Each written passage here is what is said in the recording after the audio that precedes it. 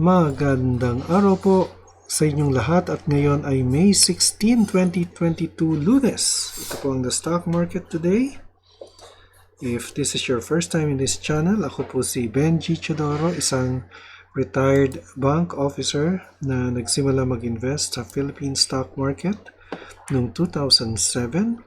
Araw-araw ko po ginagawa itong report na ito, and I also report the latest news tungkol sa inyong paborito at pinaka-aktibong stocks. Kung gusto nyo po ng content, iniinvitahan ko po kayo mag-subscribe sa aking channel. Kung meron po kayong stocks na gustong ipa-review, paki-comment lang po sa comment box at aking ipa-prioritize. Hindi po ako financial advisor. Anything I say in this channel ay hindi po financial advice. Ang ating financial news ay tungkol sa utang ng ating bansa at ang kahinatnan ng ating ekonomiya, kasama ang ating financial headlines at ang resulta ng trading sa PSE ngayong araw, May 16, 2022, dito lamang sa The Stock Market Today.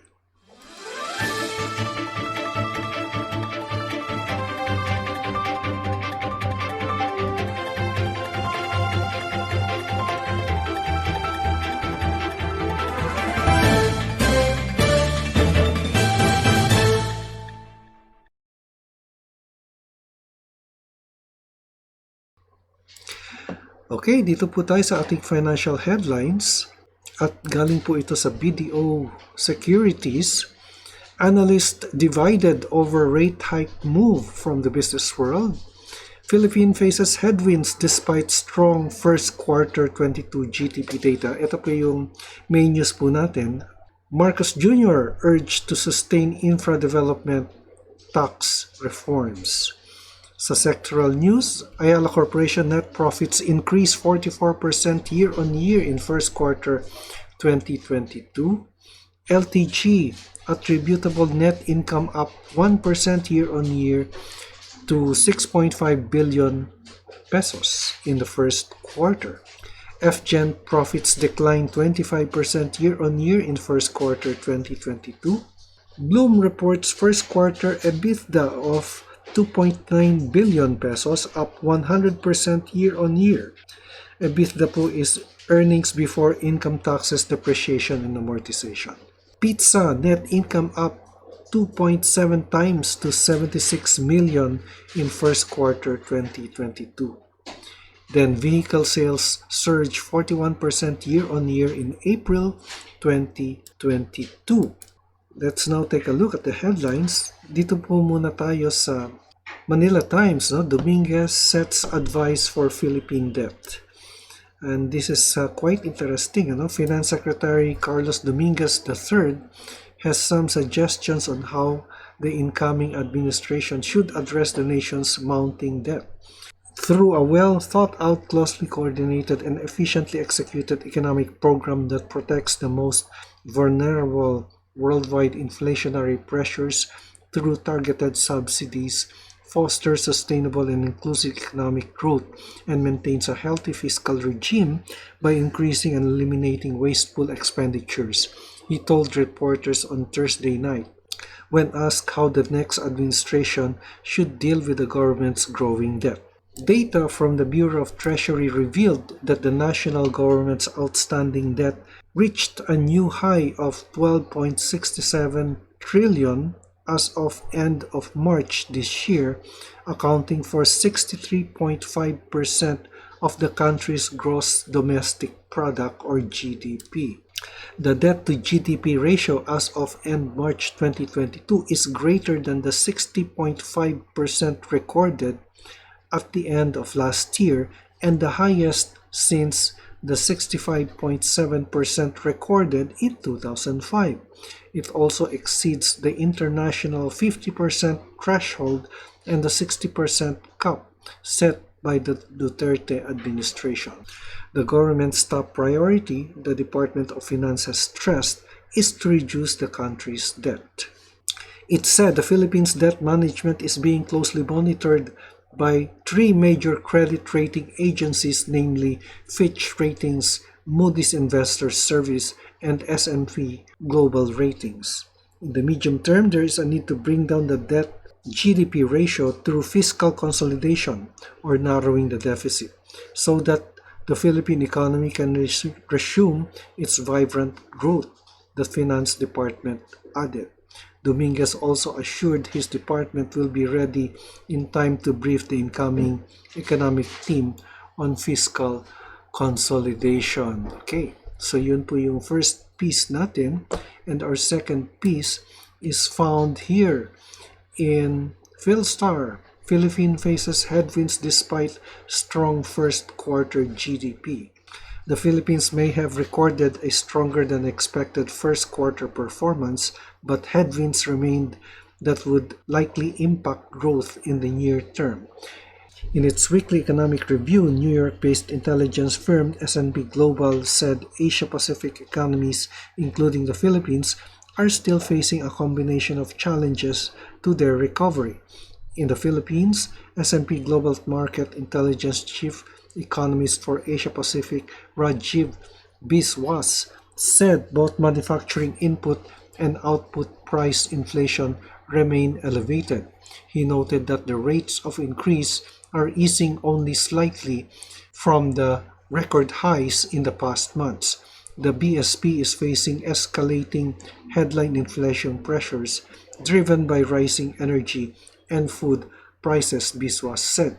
S&P also warned of the disruption to economic activity in China that have resulted in a significant slowdown in both manufacturing and services output of the Asian country. Such a development has broader transmission effects throughout the region as China accounts for over half of the Asia-Pacific GDP and is a key export market for many economies.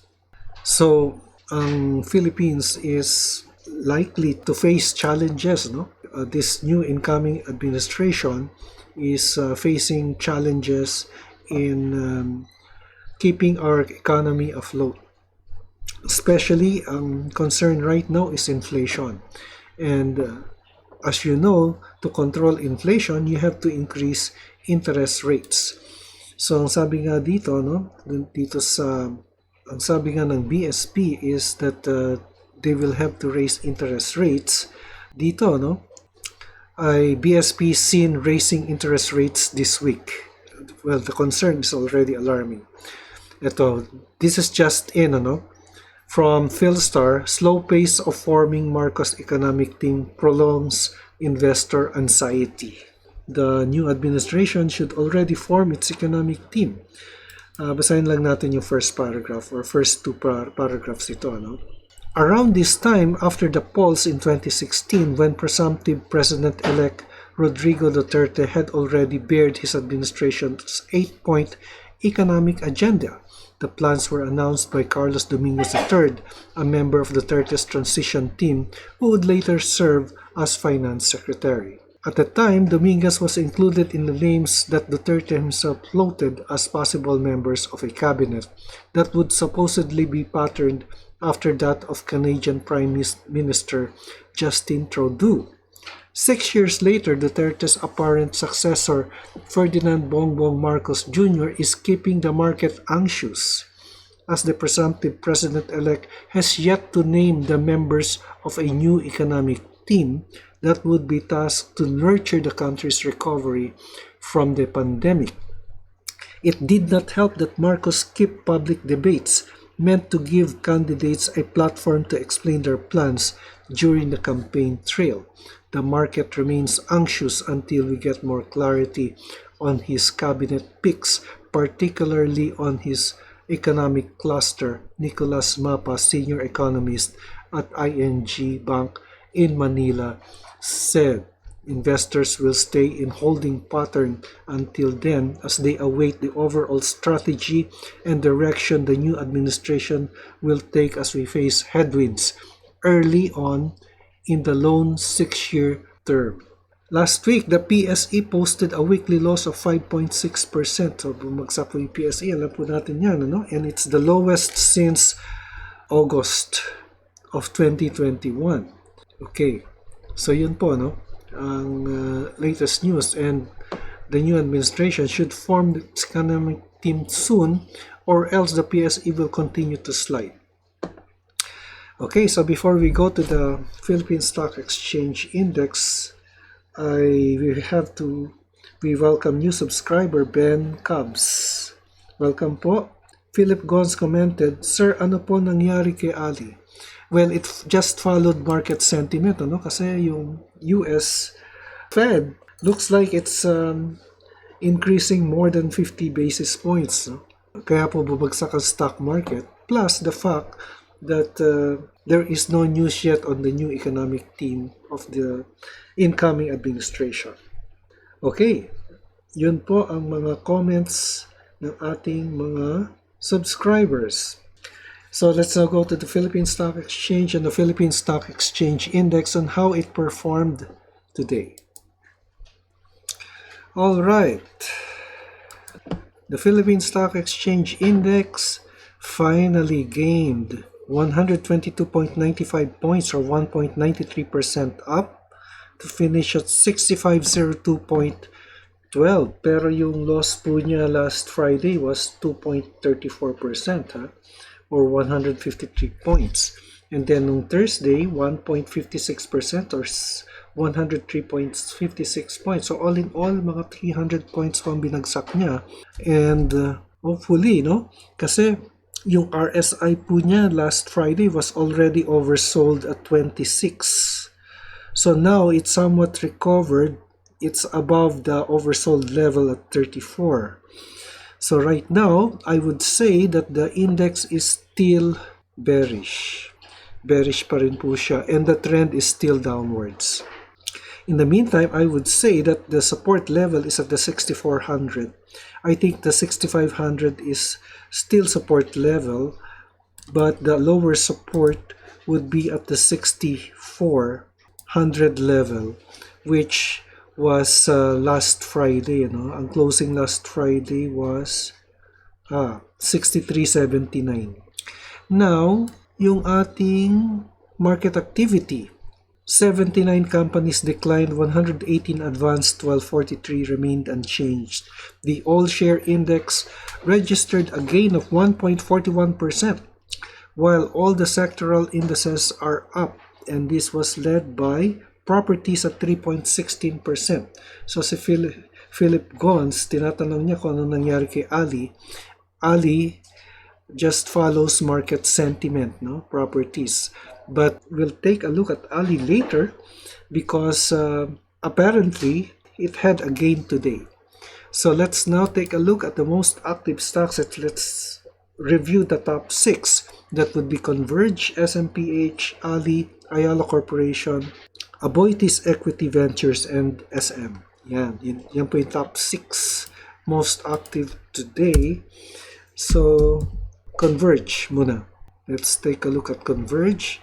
Yan. Naku, sideways pa rin si Converge. Kahit na green po siya ngayon, gaining just 5 centavos, it's still moving sideways, just piercing through our indicators, piercing through the candlestick. RSI is below the midpoint at 46. So support, I could find it here at 26.53. Resistance would be here at 30.83. So more or less po, sideways po si Converge.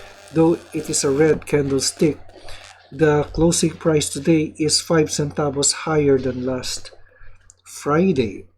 SMPH, ito po yung property, mall, business. Naku, tumaas.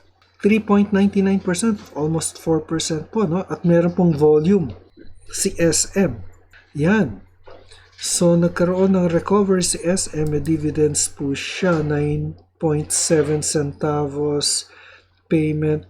Tapos na yung ex-date niya, May 5 May 24.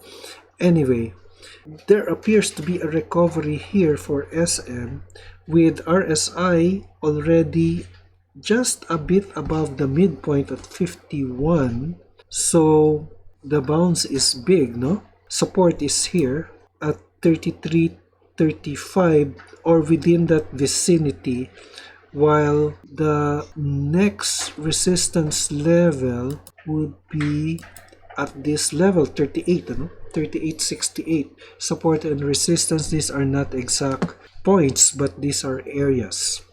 So SM Prime Holdings up 4% today, 1 peso 40 centavos. Then Ali. Maliit lang si Ali. Maliit lang siya. 3.27%, although this appears to be huge, you know. Let's see. Last Friday, ang drop niya was 5.66. So it gained 90 centavos today. So just a small candlestick. Ganda naman yung earnings nito. Still bearish po si Ayala Land. RSI still oversold at 26. Oversold level pa rin po. But last Friday, it was at 19. Mas oversold po last Friday. So there appears to be an improvement on the oversold level, but still, it is still oversold. So nasaan ba yung dulo nito? Hanapin natin yung support level ni Ali. Let's do a 1-week chart. Nandito po. Support level na po ito, 27.70 po yung support level. And this is the highest, the lowest rather, since August. No. Sorry September 2020. Yan po, no? The lowest is September 2020. Talagang bumagsak po yung properties. Then, Ayala Corporation. Red candlestick pa rin po, no? Although it ended higher by 0.31%. The stock is oversold also at 26. Pagka bumaba po ng 30 below, oversold po yung stock. So yung relative strength index niya is just 26. Tingnan natin yung pinakadulo nito. Natin yung support level. Okay, the support level, well, this is the lowest since May 2020, pandemic time pa. Kasi po noong week ng pandemya, Ayala went as low as 410 pesos.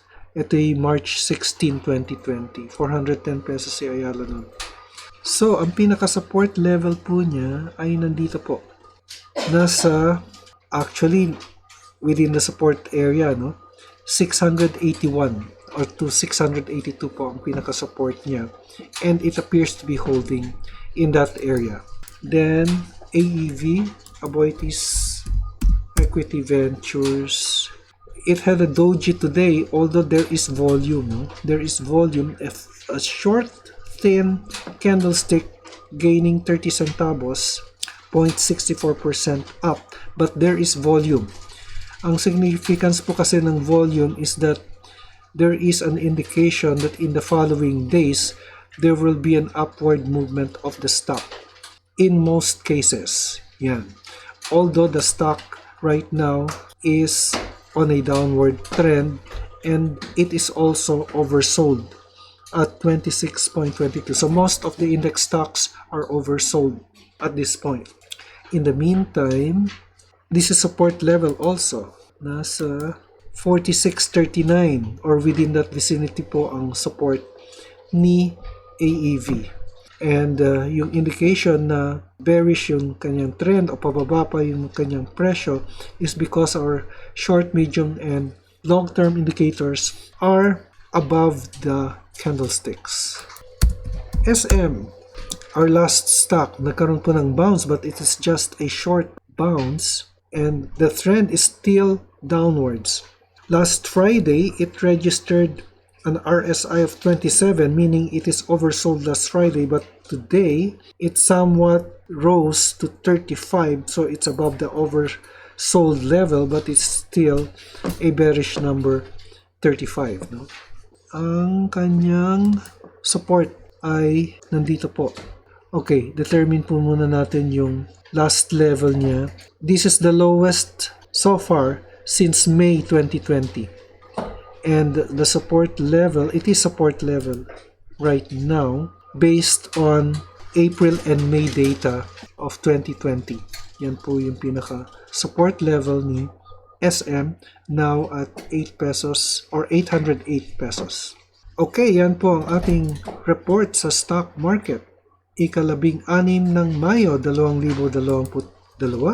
Ito po si Benji Chodoro nagpapaalala, an investment in knowledge pays the best interest. Love your country, support our new leaders, continue to do what is good, right, and just. Maraming salamat sa inyong pagtangkilik. Hanggang sa muli, stay safe, God bless, and bye for now.